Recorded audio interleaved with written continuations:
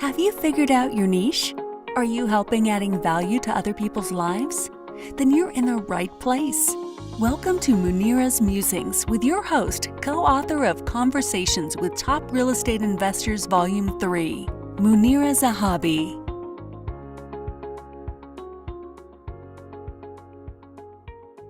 Good morning, everybody. Greetings from Chicagoland. This is Munira of Munira's Musings. I am the niche navigator coming to you live. My guest here is Robert Thibodeau. Did I say that right? Correct. That's right. Hi, Robert. Thank you so much for being here. I appreciate you. Oh, it's my pleasure. I'm looking forward to it. Wonderful, wonderful. So I am the niche navigator. I know people are busy in this day and age. You are doing so many things. You have so many live streams to watch. But you want to click into mine because this is a guy who has reinvented himself and finally found his niche. So along the way, he's metamorphosized. You are all in the same boat because you have to work through the phases that you're in to create, to come to the last stage where you think this is it. You may change a little bit after that, but this is what's making you happy right now. And a little bit about me, I'm Munira Zahabi. I'm the niche navigator. I help people, coaches, entrepreneurs find their niche and markets to it. And, you know, this conversation is something that I'm really looking forward to because Robert and I talked a few days ago, and I thought that was really interesting. So let's not waste any more time. And Robert, how are you? I'm sorry. You skipped a little bit.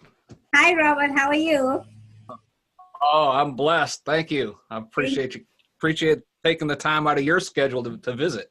No, that's wonderful. So you are in Maryland, right? Correct. Yep. Yes. So Baltimore, Maryland. Tell us a little bit about yourself. Well, 12-year, almost 13-year Army veteran, as a former cavalry officer and retired law enforcement officer. And we started about the time I was retiring from the police department is when I was praying about what the next thing is. And we kind of led down the path into online Christian radio. And with when we launched into this, I mean, it was just the grace of God was just right there the entire way. It started off just as a podcast, which soon became calling to launch our own online Christian radio station. And almost immediately, we started climbing in the rankings and started getting more broadcasters. And it took us about 5 years, a little bit less than 5 years, about 4 years. And shoutcast.com finally rated us as #1 in the world in our niche. And that's when the listening hours really started exploding, and we had more and more broadcasters and more countries.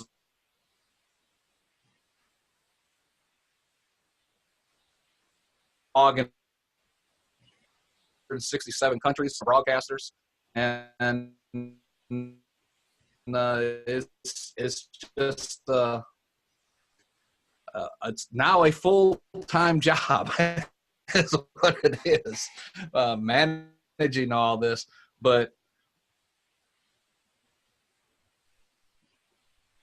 I think I was skipping a little bit, but you said it's a full-time job, and then what else did you say? I'm sorry. I said it's just the grace of God that has allowed me to manage all this. It's a continuous evolving process because every day we have to, remove files from the radio station, upload new files. We're doing edits all day long. Now the podcast, I've also been blessed with this podcast that has allowed us to do interviews, and that's a 5-day-a-week process plus all the edits that go into that. So it's a joy, and it's just this is what I see myself doing for the foreseeable future. Anyway, I won't say forever because that could all change tomorrow. But for right now, this is what I do. Okay, so I have a few questions. So you were an army, a corporal. What did you say? You were I was an officer. I was an officer. Okay, in the Yeah. cavalry, right? And then from Correct. there you went to podcasting. What transitioned that you went there? I mean, was this in the army or did you leave the army? No, when I left the Army, I was in the insurance business for a few years, which did okay. But my goal was to become a police officer, which I did. And then once I retired from law enforcement, I got injured on the job in 2007 and had, so while recovering from one of those surgeries, that's when I started what we call today the podcast, and then the rest is history. Okay, so now you talked about this is being a Christian podcast, right? Correct. And Yes. so, how did you get that calling? What made you decide that that was the route you wanted to go to? Well, I entered the born again 1992 and called to ministry 1995. Graduated from Bible school in 1998. Well, went to Bible school in 98, 99, and was ordained in 2001 when we moved out to Maryland. Opened a church, and that's when I also got the job with the police department. Was chaplain for our department for several years. So it just kind of flowed, and I knew that was going to be the calling on my life, afterwards. I just didn't know what process. When you graduate from Bible school, you think, oh, okay, I have to open a church. That's just what you do.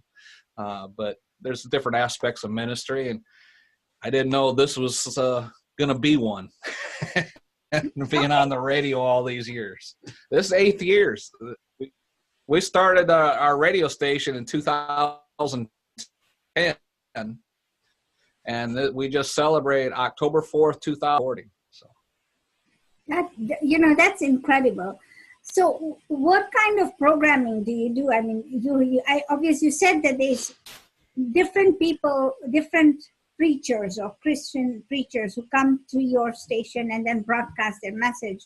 Yep. And then also you have 167. Yep. What languages do you do these programs in? Okay. Mostly is in English. We do have a Korean broadcaster. We have a Hispanic broadcaster. We also have it's an Indian language called Tamil. We have a Tamil broadcaster. I want to say there's one more in there that it's just slipping my mind right now. But Nepali. We have Nepali broadcasters. So they speak their language. Do they have to be physically present in your studio to do this? Okay, are you doing this virtually? No, they do their recordings and send me the files, and then I upload it. Okay. We do have live broadcasters. Yeah, we do have live broadcasters.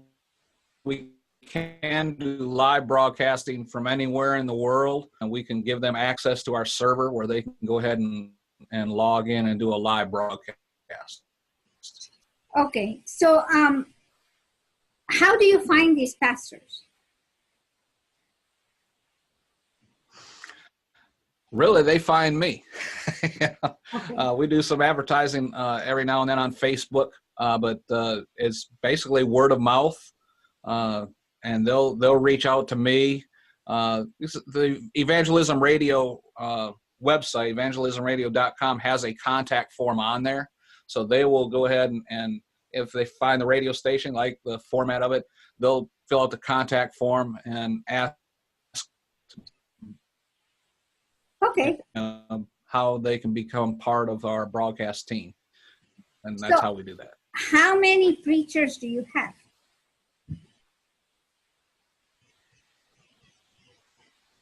I'm sorry, there's some skip in there. How many preachers do you have?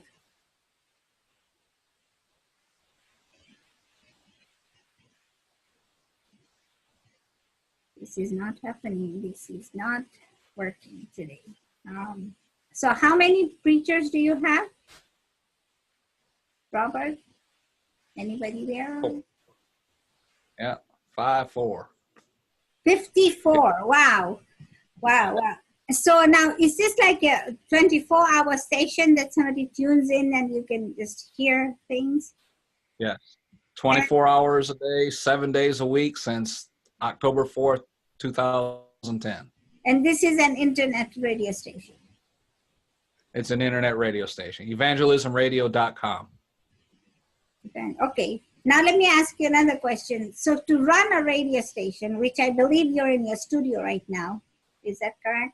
Mm-hmm. So Correct. to run a station like this, you require some kind of monetary income to run this, right? So how do you make that ends meet? Well, for several years, we just did it on an offering basis. We didn't charge anything, and some ministries provided pretty good, offerings, and some, whatever they could. Some did nothing at all. But we have finally outgrown that aspect. Like I said, the expenses have continued to increase. So recently we started charging small amounts. It's not very much, but just enough to help cover our expenses and grow a little bit. And normally they do that through PayPal, some mail-in checks, but typically it's through PayPal. Okay. I mean, so let's get back to the niche part of it. Is, you started, you went from the army to the police officer to just getting your ordained, if you said that's the correct word. And then you just started preaching. And then how did this idea come to you? I mean, were you in a church preaching? I mean, well, you were a clerk. No, I was just sitting at my computer desk one day, and as I was recovering from a surgery on my knee, and I was like, okay, Lord, I'm getting ready to retire. What's next? And I was sitting at the computer, and it just came to me and said, well, begin a 30-minute weekly online radio program, which, is a podcast. And we started getting followers on that. And soon it was, I had enough following that, it just kind of morphed into a online radio station. I mean, it was just like a natural progression. Hosting it, I wanted to host a podcast site where everybody could submit their programming, but that became the radio station itself. So you are happy where you are at right now, and so absolutely. Have you looked at enhancing or growing? At one point in time, we were looking at possibly purchasing a local radio station, AM radio station, but the expenses, one, in the procurement, I mean, it's, the cheapest would just be at least $500,000. And then the expenses in just upkeeping it and all the regulatory filings and licenses and all of that, it just, for staying local to maybe, 10 or 15,000 member community, the expenses, in my opinion, just far outseated the benefits. Where right now, instead of ministering to one community, we're actually ministering 167 countries around the world. And the nice thing about the internet radio station is someone can minister from their bedroom in their pajamas or whatever. It's all audio. Nobody sees anything.